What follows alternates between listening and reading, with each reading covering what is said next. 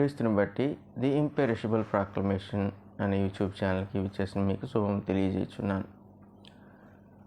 మనము ఎంతటి పాపులమో మనకు అర్థమైతే తప్ప దేవుని వరం ఏంటో మనకు అర్థం కాదు.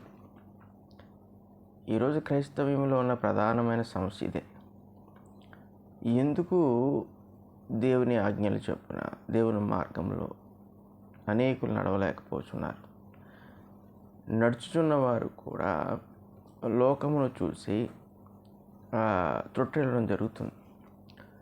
అంటే మనుషుడు ఎవడు ఎప్పుడు ఏ తప్పు చేయకూడదని కాదు, కానీ దేవుని కొరకు జీవించే క్రమములో ఒక నీతి కలిగిన విధానం ఉంటుంది. సో ఆ విధానం అనేదే లేకపోతే మనము దేవుని కొరకు జీవించడానికి అవకాశమే ఉండదు. ఒకవేళ దేవుని ప్రజలని చెప్పుకున్నా కూడా మనము ఈలోక సంబంధంగానే నడుస్తూ ఉంటాం. ఇది ప్రధానమైన సమస్య. ఇప్పుడు దేవుని యొక్క నీతి మార్గమున మనం నిలవబెట్టబడాలి అంటే దేవుడు ఒక్కడే చేయగలడు, ఎవడో చేయలేడు. అది సో ఇది బాగా తెలుసు మనకి. పెద్ద ఇది రహస్యం ఏమీ కాదు. ఎందుకంటే మనం ఇంట్లో పిల్లలు ఉంటారు కదా, పిల్లల్ని మంచి భవిష్యత్తు వాళ్ళకి ఇవ్వాలి, లేకపోతే వాళ్ళు ఉన్నతమైన స్థితిలో ఉండాలి, లేకపోతే వాళ్ళు సామాజికంగా ఒక మంచి స్థితిలో ఉండాలంటే దానికి కారకులు తల్లిదండ్రులే అవుతారు. వాళ్ళే నిలబెట్టగలరు వాళ్ళని. అక్కడ చిన్నప్పటి నుంచి వాళ్ళు తీర్చిదిద్దిన విధానం బట్టి వాళ్ళని ప్రయోజకులుగా నిలబెట్టగలిగే ఒక అవకాశం తల్లిదండ్రులకు ఉంటుంది. సో దేవుని నీతి మార్గములో నిలబెట్టేవాడు కూడా దేవుడే. అయితే ఆ మార్గంలో మనం నిలబడాలి అంటే దేవుడు మనకి ఎటువంటి వరం అనుగ్రహించడం మనకు తెలియాలి. ఆ వరము మనకు తెలియాలంటే అసలు మనం ఎంత పాపులమో, ఎటువంటి బలహీనులమో, ఎటువంటి దరిద్రపు స్థితిలో మనము ఉంటే దేవుడు మనల్ని పైకి లేవనెత్తడం మనకు అర్థమై ఉండాలి. అప్పుడే ఆ వరము, దాని యొక్క ప్రత్యేకత, దాని యొక్క పరిణామాలు మనకు అర్థమవుతాయి. అందులో ఉన్న సంతోషం కూడా మనం గ్రహించగలం. అప్పుడు దానికి భిన్నంగా ఉన్న వాటినన్నిటినీ కూడా మనము విడిచిపెట్టగలుగుతాం. అలాగే వాటి మీద మనసు లేకుండా కూడా మనం జీవించగలుగుతాం. సో మనము మన స్థితిని ఎరిగి ఉండాలి. ఇప్పుడు ఏ స్థితిలో ఉన్నాం? ఒకవేళ దేవుని వరాన్ని మనం పొందుంటే ఇది ఎలా అర్థమవుతుందంటే, ఇదివరకు చెప్పుకున్నట్టుగానే అసలు మనము ఒకప్పుడు ఎంతటి పాపులమో మనకు తెలియాలి. ఇది తెలియజేసేవాడు కూడా దేవుడే. ఈ దేవుడు తన వరాన్ని మనకు అనుగ్రహించే ముందు ఆ జ్ఞానం అంతటిని మనకు దయచేస్తాడు. మనం ఎంతటి పాపంలో ఉన్నామో మనకు తెలియజేస్తాడు. మనం ఏ స్థితికి పడిపోయామో, లేకపోతే ఎటువంటి పడిపోయిన స్థితిలో ఉన్నామో మనకు తెలియజేస్తాడు. తెలియజేసిన తర్వాత ఆయన వరాన్ని మనకు అనుగ్రహిస్తాడు. ఇప్పుడు ఒకవేళ ఒక వ్యక్తికి ఈ క్రైస్తవుడు అవ్వకముందు, అయిన తర్వాత ఇంచుమించు ఒకలాగే ఉందనుకోండి పరిస్థితి, వాడికి దేవుని వరము అర్థమైంది, దాన్ని పొందాడని మనం అనుకోగలమా? రోమీయులకు రాసిన పత్రిక ఒకసారి చూద్దాం. 5వ అధ్యాయము 8వ వచనము. అక్కడ అంటున్నాడు, అయితే దేవుడు మన ఎడల తన ప్రేమను వెల్లడిపరుచున్నాడు. ఎట్లనగా మనం ఇంకనూ పాపులమై ఉండగానే క్రీస్తు మన కొరకు చనిపోయాను. ఇది ఎందుకు చాలా బలమైన వాక్యము అంటే దీంట్లో చాలా వివేకం ఉంది. ఇది మనం పాపులుగా ఉంటే మనం అర్థం చేసుకోలేము. ఇది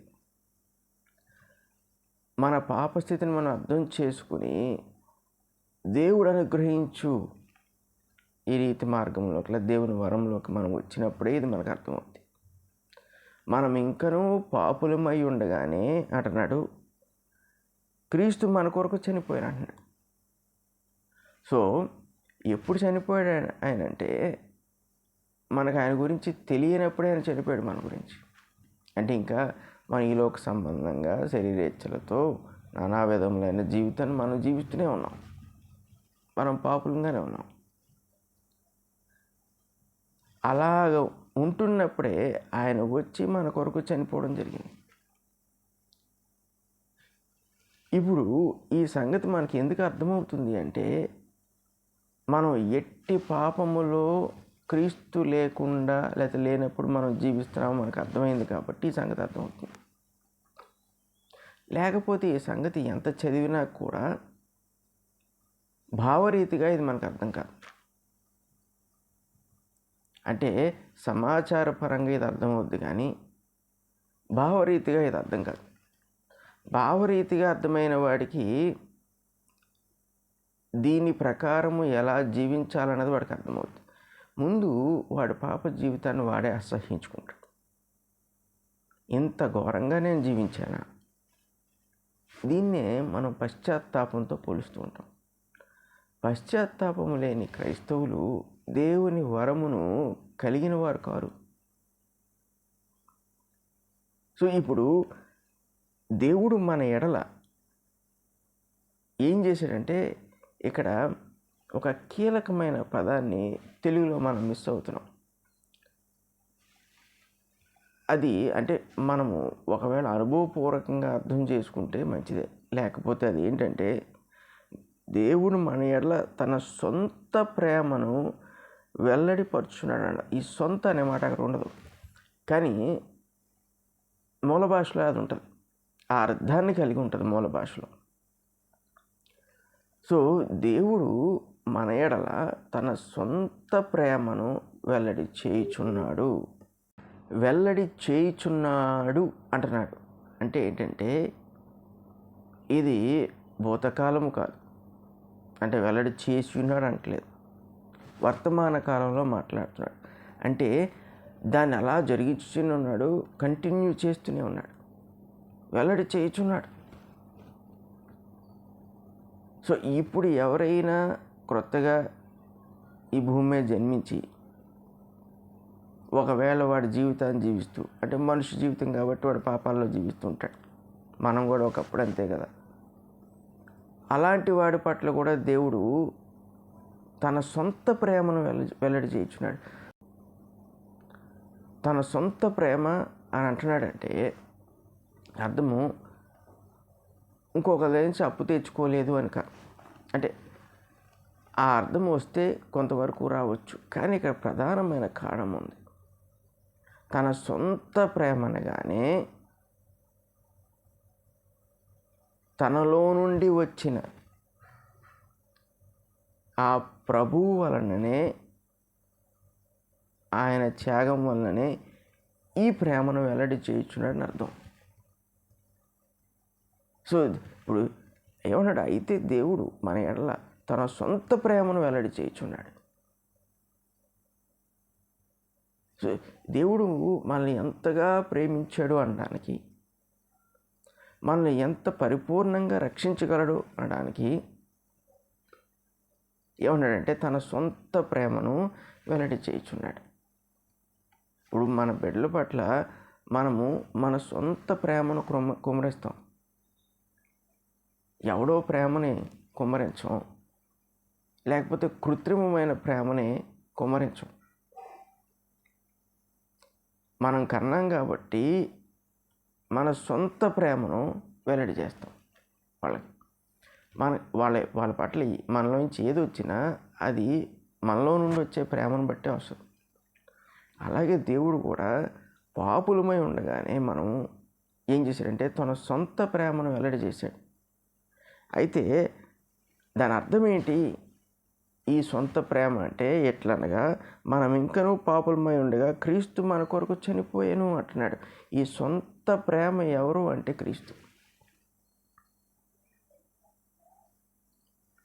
ఆయన సొంతమైన వాన్ని, ఆయన సొంతమైన ప్రేమను మన కొరకు చనిపోయేటట్లు చేశాడు.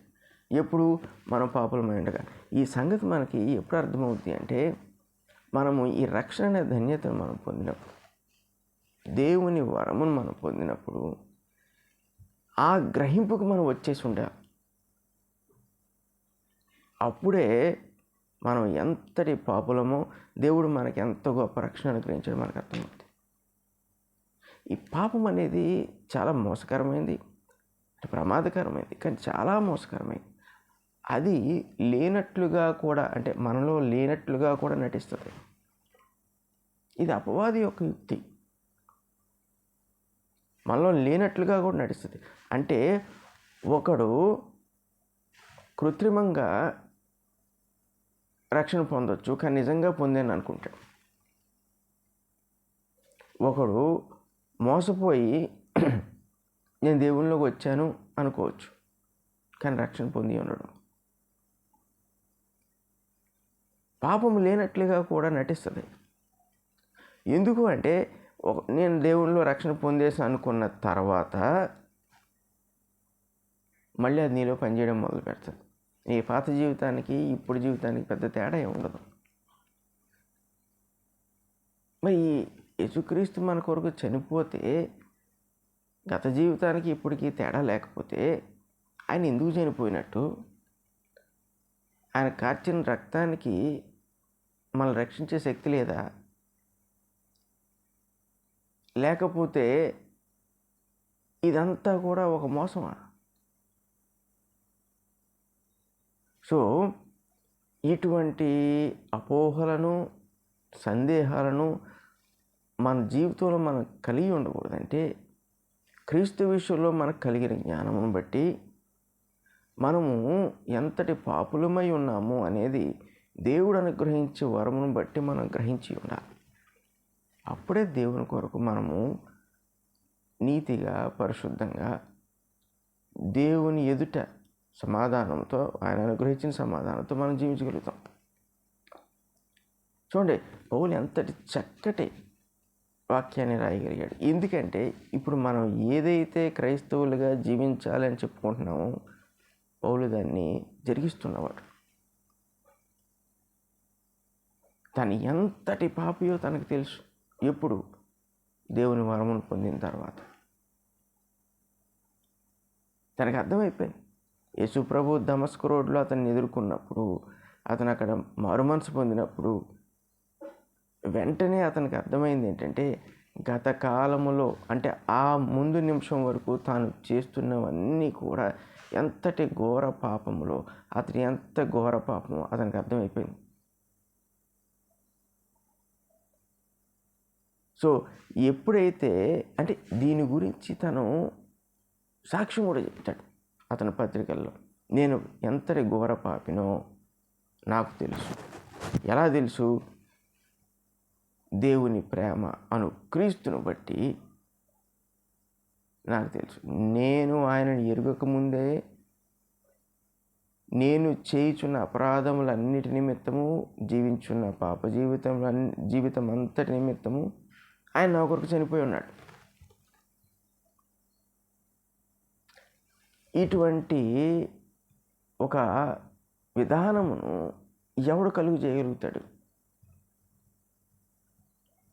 మన కొరకు నిరీక్షణతో పాపక్షమాపణను సిద్ధపరిచి మనం దాన్ని పొందుతాము అనే ఆశతో ఎదురు చూస్తున్న దేవుడు ఇంకెక్కడే దొరుకుతాడో మనకి. మనం ఆయన వైపు తిరగగానే సంతోషంతో దాన్ని మనకు ఉచితంగా ఇచ్చేస్తాడు. ఎఫ్సీలు రాసిన పత్రిక 2వ అధ్యాయం 8వ వచనం ఇదే అంటున్నాడు పౌలు. చూడండి, అక్కడ చాలా మనకి సులువుగా కంఠస్థమైపోయిన వాక్యము, ప్రతి వారికి తెలిసిన వాక్యమే. మీరు విశ్వాసము ద్వారా కృపచేతనే రక్షింపబడి ఉన్నారు, ఇది మీ వల్ల కలిగినది కాదు, దేవుని వరమే అంటున్నాడు. దీనివల్లట మీరు విశ్వాసము ద్వారా కృపచేత రక్షింపబడి ఉన్నారు, ఇది దేవుని వరమే, ఇది మీ వల్ల కలిగింది కాదు. ఇక్కడ రకరకాల డిబేట్లు ఉంటాయి. ఒకడు అంటాడు విశ్వాసం మూలంగానే రక్షణ అంటాడు, ఒకడు అంటాడు లేదు లేదు కృప ద్వారానే మనం రక్షింపబడతా ఉంటాడు. ఒకడు అంటాడు అంటే విశ్వాసమే వరము, కృపయే వరము. ఇంకొకడు ఏమంటాడంటే లేదు లేదు రక్షణ పొందిన తర్వాతే మనం నిజంగా రక్షింపబడ్డాం.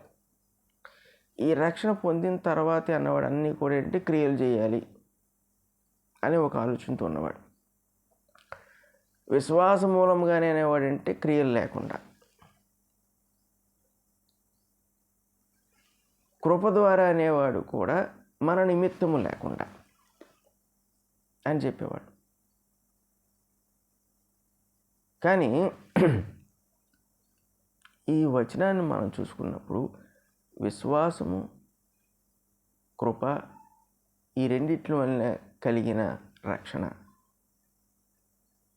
ఇది మన వల్ల కలిగింది కాదన్నప్పుడు ఇది దేవుని వరం. దేవుడు మనకు ఉచితంగా ఇచ్చాడు. ఎందుకంటే విశ్వాసం అని ఎందుకన్నాడంటే ఆయన సువార్తను ప్రకటించినప్పుడు, ఆయన వర్తమానం మన యుద్ధకు తీసుకొచ్చినప్పుడు మనము మన యొక్క హృదయ స్థితిని బట్టి దేవుని యందు విశ్వాసం ఉంచాం, లేదా దేవుని కుమారుడైన క్రీస్తు యందు విశ్వాసం ఉంచాం. ఆ సువార్త మనలో ఎలా పనిచేసిందంటే ఇప్పుడు నేను ఎంతటి పాపినో నాకు ఆ సువార్త తెలియజేసింది. నా కొరకు ఒకరు ప్రార్థన చేసి ఉండొచ్చు, నాకు సువార్త ఒకరు ప్రకటించి ఉండొచ్చు. నేను ఎంతటి దుర్మార్గుణ్ణో నాకు అర్థమైంది కాబట్టి అసలు నా స్థితే నేను ఘోరమైన పాపం చేసి ఉండకపోవచ్చు, కానీ అసలు నా స్థితి ఎటువంటిదంటే పాపస్థితి. కాబట్టి ఇది నాకు దేవుడు తెలియపరిచినప్పుడు నేను దాన్ని అర్థం చేసుకుని నమ్మాను. ఇప్పుడు నమ్మాను కాబట్టి, ఎందుకంటే దేవుని వర్తమానంలో ఎప్పుడూ కూడా గ్యారంటీ ఉంటుంది. దేని విషయంలో అంటే భవిష్యత్తు విషయంలో గ్యారంటీ ఉంటుంది. నువ్వు నా వైపు వస్తే ఇక మీదట నీ జీవితం వేరేగా ఉంటుంది. అబ్రహాంకి అదే ఇచ్చాడు గ్యారంటీ దేవుడు, అందుకే వెంటనే నమ్మాడు. అలా నమ్మేవాళ్ళు అందరూ అబ్రహాం కుమారులు అన్నాడు. సో ఇప్పుడు ఎప్పుడైతే మనము విశ్వసించగలిగామో దేవుడు వెంటనే తన కృపను కుమ్మరించేస్తున్నాడు. ఆ కృప ఏం చేస్తుంది అంటే నీ పాపములన్నిటినీ కూడా తుడిచివేస్తుంది. కృప నీ పాపములన్నిటినీ మర్చిపోయేటట్టు చేసేస్తుంది. దేవుడు మర్చిపోతున్నాడు ముందు వాడు. సో ఇప్పుడు నువ్వు పశ్చాత్తాపడిపోయావు, మారు మనసు పొందావు, ఇవన్నీ జరుగుతున్నాయి ఇందులో. సో ఈ కృపను ఎప్పుడైతే పొందుతున్నావో నువ్వు రక్షింపబడుతున్నావు. సో ఒకడు అంటాడు మరి క్రియలే ఇక్కడ అంటాడు. ఇప్పుడు ఇదే 2వ అధ్యాయం 10వ వచనం చూద్దాం. 10వ వచనం చూసినప్పుడు ఎఫెసీయులకు రాసిన పత్రిక 2వ అధ్యాయం 10వ వచనం చూస్తే మరియు వాటి యందు మనము నడుచుకున్న వలనని దేవుడు ముందుగా సిద్ధపరిచిన సత్క్రియలు చేయుటకై మనము క్రీస్తు యేసునందు సృష్టింపబడిన వారమే, ఆయన చేసిన పని ఉన్నాము. చూడండి, ఇప్పుడు దేవుడు సత్క్రియలు చేయుటకు ఎటువంటి సత్క్రియలు అంటున్నాడు? దేవుడు ముందుగా సిద్ధపరిచిన సత్క్రియలు చేయుటకు దేవుడు ఏం చేశాడట? యేసుక్రీస్తు యందు మనలను సృష్టించి ఆ క్రియల కొరకు మనం సిద్ధపరచాడంటే సిద్ధపరచబడిన క్రియల కొరకు మనలను దేవుడు ఏం చేశాడంటే క్రీస్తు యేసునందు మనల్ని సృష్టించాడు. ఇది ఆయన పని అయి ఉందన్నాడు. ఇప్పుడు విశ్వాసము ద్వారా కృపచేత రక్షింపబడి ఉన్నారన్నది ఆయన పని. కాబట్టి ఇది మన వల్ల కలిగింది కాదు, దేవుని వరమే. ఇప్పుడు ఈ దేవుని వరమును అంటే ఈ విశ్వాసమును కొనసాగించడానికి, కృపలో కొనసాగడానికి దేవుడు ఏం చేశాడంటే సత్క్రియలను ముందుగా మన కొరకు సిద్ధపరిచి ఉంచాడు. ఇప్పుడు ఎవడైతే దేవుడు నియమించిన క్రియల యందు జీవిస్తాడో వాడు దేవుణ్ణి సంతోషపెడతాడు. సో క్రియలు లేని జీవితం కాదు క్రైస్తవ జీవితం. కానీ మనము ఎటువంటి మనుషులమై ఉన్నాము అని మనము తెలుసుకోవడానికి గల కారణము దేవుడు అనుగ్రహించే వారమే. అది రక్షణ. అది విశ్వాసం ద్వారా కృపచేతనే కలిగి ఉంది. ఇప్పుడు దేవుడు ఎన్ని క్రియలైతే మన కొరకు ముందుగానే సిద్ధపరిచించాడో అవన్నీ కూడా కృప ద్వారా కలిగినవే. మీరు ఆలోచించండి, మీరు చేస్తున్న ఆరాధన అది దేవుని కొరకు చెయ్యాలి అని వాక్యానుసారంగా చెప్పబడుచున్నప్పటికీ కూడా అది మనకు అవగతమైందంటే దానికి కారణం కృపే. అసలు కృప అనేది లేకపోతే నీకు ఆరాధన చేయాలని తెలియదు. నువ్వు బాప్తిజం పొందుతున్నావు, దానికి కారణం కూడా కృపే. ఆ కృప దానిని నిర్ణయించుండకపోతే ముందుగానే నీ కొరకు నువ్వు దాన్ని పొందలేవు. సో ఒకడు కృప ద్వారా రక్షింపబడ్డాడు అన్నది వాస్తవం. చిట్ట చివరకు దాని అర్థం ఏంటంటే మనము కేవలము కృప ద్వారా మాత్రమే రక్షింపబడుచున్నాం.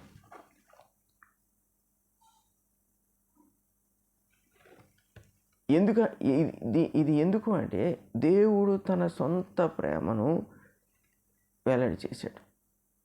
ఇప్పుడు ఎవరు ఆయనకి చెప్తే ఆయన సొంత ప్రేమను వెల్లడి చేశారు? ఎవరైనా ఆయన బలవంతం చేయగలిగారా? ఎవరైనా ఆయనకు ఆజ్ఞాపించగలిగారా? దేవుడు తనలో తానే నిర్ణయించుకొని తన సొంత ప్రేమను వెల్లడి చేసినప్పుడు అది కృప. ఆ ప్రేమను పొందుతున్నావు అంటే విశ్వాసము ద్వారా. అది మనము చేసిన పని కాదు, అందుకే అది దేవుని వరం అన్నాడు. సో ఈ దేవుని వరమును మనం ఎప్పుడైతే గ్రహించామో, ఎందుకంటే ఈ కృప ఎంత గొప్పదో మనము దేవుడు మన కొరకు ముందుగా సిద్ధపరిచిన క్రియలలో మనం ఉంటేనే అర్థమవుతుంది. అది పరిశుద్ధ గ్రంథంలో చాలా క్రియలు ఉన్నాయి. దేవుడు నీకు ఏర్పరిచిన మార్గం అయి ఉండొచ్చు. వాటిని మనము దేవుని వల్ల పొంది వాటిని జరిగిస్తున్నప్పుడే ఈ కృప ఎంత విస్తారమైందో ఎంత విలువైందో మనకు అర్థమవుద్ది. అసలు మన విశ్వాసం ఎంత బలమైందో, ఇంకనూ ఎంత బలంగా మనం దేవుని యందు విశ్వసించగలమో మనకు అర్థమవుద్ది. ఇదంతా కూడా ఏం చేస్తుందంటే దేవుడు మనల్ని క్రీస్తునందు రక్షించక మునుపు మనం ఎంతటి ఘోరమైన స్థితిలో ఉన్నామో మనము గ్రహించగలుగుతాం. కాబట్టి ఆ జీవితాన్ని అసహించుకున్నప్పుడు ఈ జీవితంలో ఆ జీవితాన్ని తిరిగి తీసుకురాకూడదు అనేది మళ్ళీ వ్యక్తిగత సామర్థ్యం అవుతుంది. అసలు తిరిగి తీసుకురాము అంటున్నామంటే మన గ్రహింపు వచ్చేసింది. ఆ గ్రహింపుని బట్టి మనం మళ్ళీ తప్పుడు నిర్ణయాలు తీసుకోవడం, తప్పుడు జీవితం జీవించడానికి, మునుపటి వల్లే జీవించడానికి అసలు మనం ఇష్టపడం. అందుకే అబ్రహాము సైతము హారాను నుండి బయటకు వచ్చినప్పుడు, అంటే దేవుడు అతను పిలిచినప్పుడు బయటకు వచ్చినప్పుడు అతడు ముందుకు వెళ్ళాడు కానీ వెనక్కి వెళ్ళడానికి ఇష్టపడలేదు. హెబ్రీ పత్రిక 11 అధ్యాయాలు ఉంటుంది. అసలు వెనక్కి వెళ్ళడానికి ఇష్టపడలేదు. వెనక్కి వెళ్ళకూడదని కాదు, ముందున్నది వెనుకున్న దానికన్నా అంత మహత్తరమైనది. అది గ్రహించాడు. మనం ఎప్పుడైతే ఈ క్రీస్తు అనుగ్రహించిన రక్షణ, దేవుని వరమును, ఈ కృపను మనము కలిగి ఉంటామో మన గత జీవితంను మళ్ళా మనం ఈ జీవితంలో కలిపే ప్రయత్నం చెయ్యం.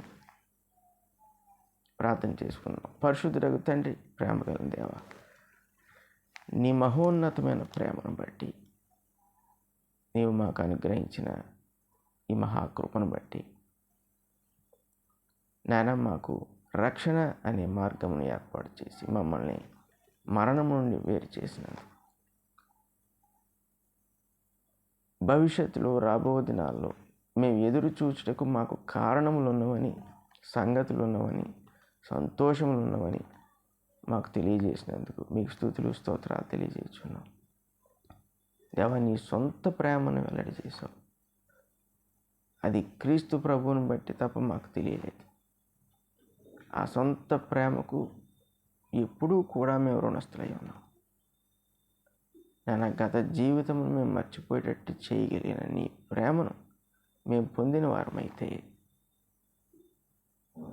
నీ బిడలగా ఆ ప్రేమలో కొనసాగుటకు మాకు విశ్వాసమును, కృపను, సామర్థ్యతను అనుగ్రహించండి. ఎల్లప్పుడూ నీ దాసులుగా ఉండి నీ నామమును ప్రచురించే వారముగా మేము జీవించుటకు మీ కృప చూపమని, ఎంత గొప్ప వరమును మాకు అనుగ్రహించినది మీకు కృతజ్ఞతాస్తుతులు చెల్లిస్తూ యేసు పరిశుద్ధ నామమున అడుగుచున్నాము తండ్రి.